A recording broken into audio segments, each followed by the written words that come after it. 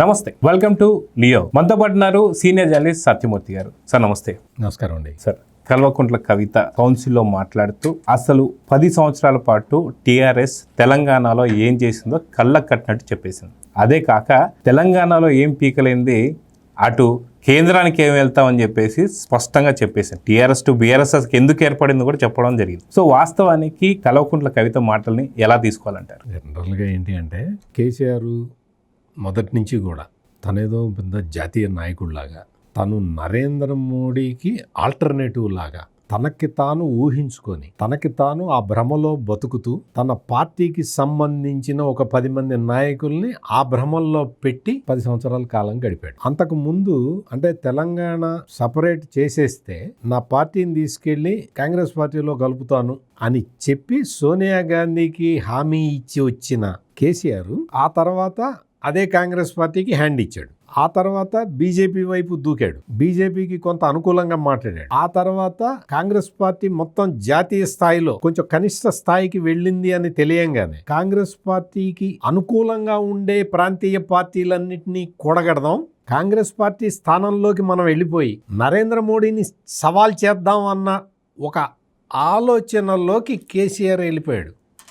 ఆ స్థాయికి వెళ్ళిపోయాడు. 2 సార్లు తెలంగాణ ప్రజలు గెలిపిస్తే అదంతా ప్రజలు పెట్టిన భిక్ష అని చూడకుండా ఇదంతా నా గొప్పతనము, నా గొప్పతనం వల్లే నేను గెలుస్తున్నాను అన్న అహంకారపూరిత ధోరణితోటి ప్రధాని నరేంద్ర మోడీని సవాల్ చేసే స్థాయికి తనను తాను ఊహించుకొని కార్యక్రమాలు మొదలుపెట్టాడు. ఆ క్రమంలోనే టీఆర్ఎస్ అంటే అదేదో ఒక ప్రాంతీయ పార్టీ కింద వస్తుంది కాబట్టి దాన్ని బీఆర్ఎస్ కింద మార్చుకున్నాడు. కవిత చెప్పింది, చాలా స్పష్టంగా చెప్పింది, తెలంగాణ ఆత్మ ఆ రోజునే మీ దగ్గర నుంచి వెళ్ళిపోయింది అని. భారత రాష్ట్ర సమితిని మార్చుకున్నావు, మార్చుకొని ఏం చేసావు, నువ్వు ఎక్కడెక్కడ కాన్సన్ట్రేట్ చేసావు, కాంగ్రెస్ ఎక్కడైతే స్ట్రాంగ్గా ఉందో ఆ రాష్ట్రాల మీద కాన్సన్ట్రేట్ చేసి కాంగ్రెస్ పార్టీని బలహీనపరిచి నువ్వు ఆ ప్లేస్లోకి రావాలి అని ప్లాన్లు వేసావు. కుదిరిందా? ఇన్ని వైఫల్యాలు మూటగట్టుకొని అంటే మళ్ళీ ఇప్పుడు తెలంగాణలోనే తన పార్టీ అధమస్థానానికి వెళ్ళిపోతున్న క్రమాన్ని చూసిన కేసీఆర్ నెక్స్ట్ ఏం పెట్టాడు, మళ్ళీ ఆంధ్ర మీద విషం కక్కటం మొదలుపెట్టాడు. ఆంధ్రప్రదేశ్ నాయకుల గురించి మాట్లాడటం మొదలుపెట్టాడు. ఆంధ్రప్రదేశ్లో ఉన్న నాయకులందరి గురించి కూడా కాకుండా కేవలం చంద్రబాబు గురించి మాట్లాడటం మొదలుపెట్టాడు. చంద్రబాబు గురించి మాట్లాడటం ద్వారా తెలంగాణ ప్రజల్ని రెచ్చగొడదాము అన్న ఉద్దేశంలోకి వచ్చేసాడు. ఆనాడు రాష్ట్ర విభజన సందర్భంగా ఉన్న పరిణామాలు వేరు, ఇప్పటి పరిణామాలు వేరు. నువ్వు 10 సంవత్సరాల పాటు ముఖ్యమంత్రిగా పనిచేసిన తర్వాత కూడా నువ్వు ఇంకా అంటే అప్పటికే 2004 తర్వాత చంద్రబాబు నాయుడు లేడు అక్కడ, అసలు ముఖ్యమంత్రిగా తెలంగాణలో ఎక్కడున్నాడు, లేడు కదా. ఉమ్మడి ఆంధ్రప్రదేశ్ 14లో డివైడ్ అయిపోయింది కదా. అంటే డివైడ్ కావడానికి 10 సంవత్సరాల ముందు చంద్రబాబు నాయుడు ముఖ్యమంత్రిగా ఉండేవాడు. ఆయన ఎట్లా బ్లేమ్ చేస్తావు? ఇప్పటికీ చంద్రబాబు నాయుడిని బ్లేమ్ చేసి బతుకుదాము అనుకుంటున్నావు. నువ్వు అధికారంలో ఉన్నప్పుడేమో నరేంద్ర మోడీకి నేనే ఆల్టర్నేటివ్ అని చెప్పుకొని బతికావు. ఇప్పుడు చంద్రబాబు నాయుడు బూచి చూపిస్తే తప్ప బతకలేను అన్న బేలతనానికి వచ్చి ఇప్పుడు అది ప్రచారం చేసుకుంటూ ఉన్నావు. నీ పరిస్థితి ఏంటి? నీకు కేసీఆర్, నీకు పొలిటికల్ ఐడెంటిటీ ఏంటి? What is your political identity? Telangana కోసం పోరాడాను. నువ్వు తెలంగాణ కోసం ఎలా పోరాడావో నీ కూతురు కల్వకుంట్ల కవిత వచ్చి చాలా స్పష్టంగా చెప్తున్నది. చందాలు ఎట్లా వసూలు చేశారో చెప్తున్నది. ఆ చందాలు ఏమైపోయినాయని నేను అడగట్లా, మీరు అడగట్లా, తెలంగాణ ప్రజలు కూడా మర్చిపోయారు. తెలంగాణ ప్రజలు అయిందేదో అయిపోయింది, మన రాష్ట్రం మనకు వచ్చింది కదా అని అనుకుంటున్న టైంలో ఉద్యమ సమయంలో నువ్వు వసూలు చేసిన ఈ చందాల గురించి నీ కూతురు మాట్లాడుతున్నది. ఆలోచించుకోవాలి. ఎందుకు అంటే ప్రతి ఒక్కడు ఎవడికి వాడు ఆత్మ పరిశీలన చేసుకోవాలి. నువ్వు ఎంత పెద్దవాడివే కావచ్చు,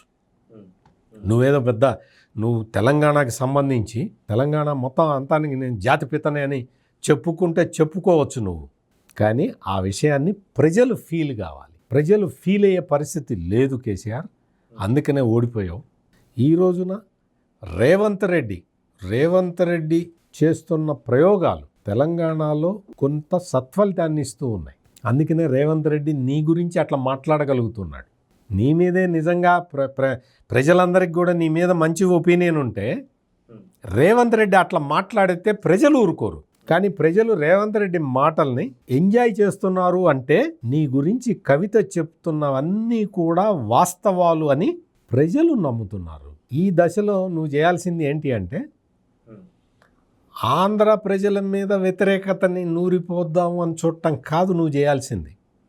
నీ పార్టీలో నీకు పనికొచ్చే వాళ్ళెవరు, నీకు పుల్ల పెడుతున్న వాళ్ళెవరు, తెలంగాణకి నువ్వు చేసిన ద్రోహం ఏంటి, ఆ ద్రోహాన్ని మళ్ళీ చేయకుండా ఎట్లా ఉండాలి, ఇటువంటి విషయాలను ఆలోచించుకోవాలి.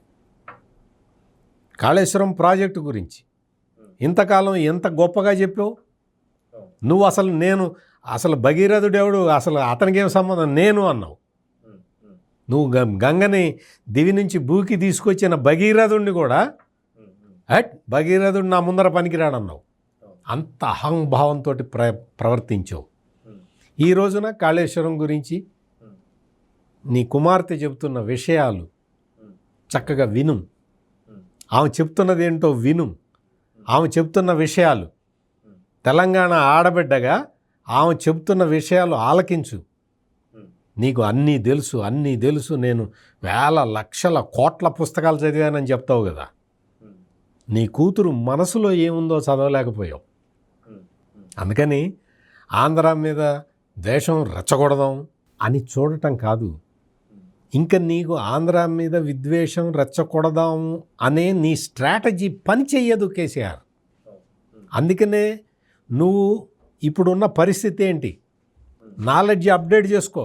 ఇప్పుడున్న పరిస్థితుల్లో నువ్వు ఆంధ్ర మీద వ్యతిరేకతను రెచ్చగొడదామంటే తెలంగాణ ప్రజలు అందుకు సన్నద్ధంగా లేరు. ఆ వాస్తవాన్ని గ్రహించు.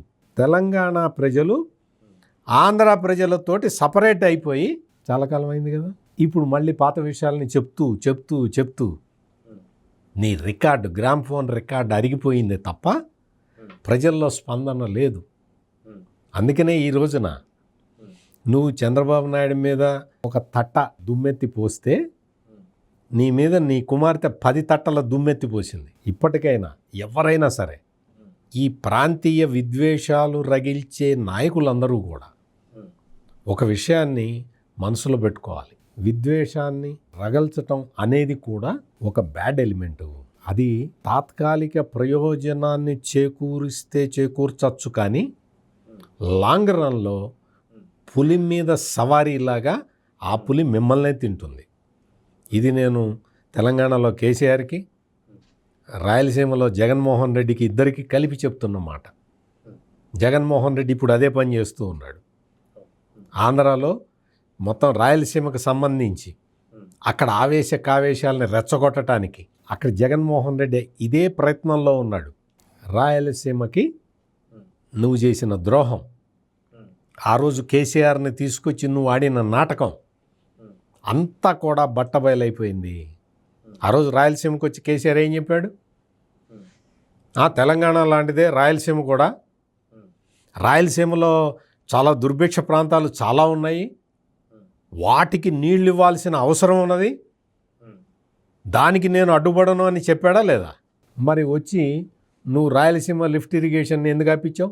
నువ్వు జగన్మోహన్ రెడ్డి, ఇప్పుడు నేను అడిగిన క్వశ్చన్ జగన్మోహన్ రెడ్డి కేసీఆర్ని అడగాలి. జగన్మోహన్ రెడ్డి తన రాజకీయ అవసరాల కోసం, హైదరాబాదులో ఉన్న తన ఆస్తుల్ని కాపాడుకోవడం కోసం కేసీఆర్ నా క్వశ్చన్ అడగల.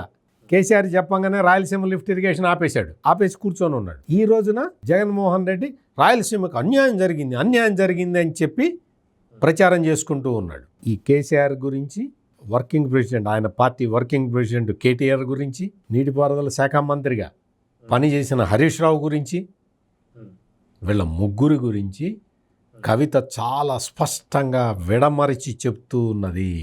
At the same time Jaganmohan Reddy చేసిన అక్రమాలు, అరాచకాల గురించి అక్కడ ఆయన చెల్లెలు షర్మిల విడమరిచి చెప్తూ ఉన్నది.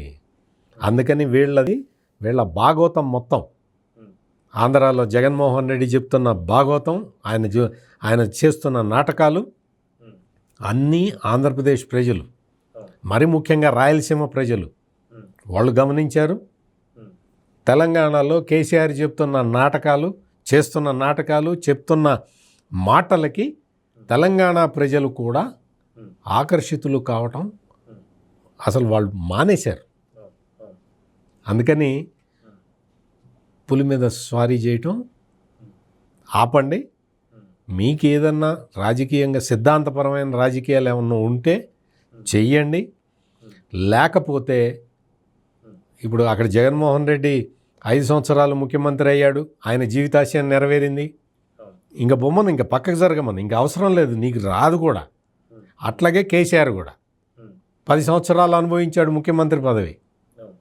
తెలంగాణకి చేయాల్సిన ద్రోహం చేసేసాడు అని చెప్పి ఆయన కుమార్తె చెప్తూ ఉన్నది 10 సంవత్సరాల కాలంలో ఏం జరిగిందనేది. అందుకని ఆంధ్రాలో వైఎస్ఆర్ కాంగ్రెస్ పార్టీకి, తెలంగాణలో బీఆర్ఎస్ పార్టీకి వాళ్ళ దగ్గర ఉన్న సెంటిమెంట్ అస్త్రాలు అయిపోయినాయి. జగన్మోహన్ రెడ్డి సెంటిమెంట్ అస్త్రం ఏంటి? మా నాన్న మా నాన్న మా నాన్న మహానేత. ఆ మహానేత ఏం చేశాడో అందరికీ అర్థమైపోయింది. తెలంగాణలో ఆంధ్ర వాళ్ళ వ్యతిరేకత సెంటిమెంటు దీనిపైనే అయిపోయింది. అందుకని ఏదన్నా సిద్ధాంతాలు ఉంటే బయటికి రండి, ప్రజలకు చెప్పుకోండి. విద్వేషాన్ని నూరిపోస్తే మీ ఇళ్ల నుంచే తిరుగుబాటు వస్తుంది. సో చూద్దాం సార్. ఈసారి చంద్రబాబు నాయుడు మనసులోది కాకుండా కల్వకుంట్ల కవిత మనసులో ఏముందో తెలుసుకోవాలని అయితే తెలియదు. నమస్తే సార్. నమస్కారం. Please subscribe to Leo News for more videos.